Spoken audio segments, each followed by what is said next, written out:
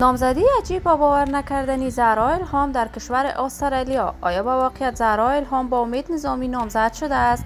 افشای حقایق و رازهای باور نکردنی زندگی جنجالی زهرا الهام که اصلا باورتان نخواهد شد.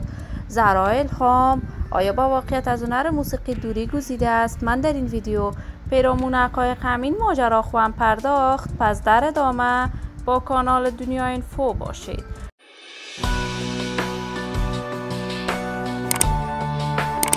سلام و سلامتی نثار هر یک از شما همراهان خوب کانال دنیا اینفو. من مرورید عزیزی هستم. برای حمایت از من علامت سابسکرایب را فشار دهید تا ویدیوهای دیگر کانال دنیا اینفو را از دست ندهید. زهرا الهام هنرمند جوان کشور یکی از چهره‌های مشهور و مطرح در هنر موسیقی افغانستان بوده است. با اشتراک در برنامه ستاره افغان تلویزیون طلوع توانست دل میلیون‌ها افغان را از آن خود کند. آهنگ‌های فراوان بعد از ختم این پروسه سرود که تاکنون آهنگ‌های زهرا الهام مورد حمایت گسترده افغان‌ها قرار گرفت. زهرا الهام اولین دختر خانم بود که توانست مقام اول را در این پروسه رقابتی از آن خود کند.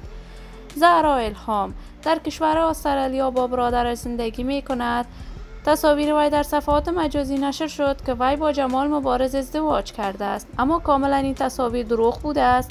زهرا الهام زندگی خوش و آرامی داشته است، اما دیر مدت می شود زهرا الهام از هنر موسیقیش به دور بوده است.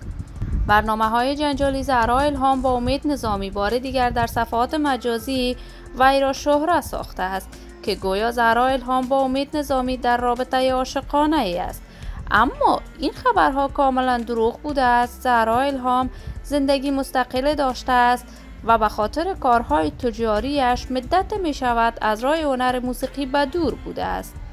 ما در انتظار نشر تازه ترین کارهای هنری از این بانوی هنرمند خواهیم بود.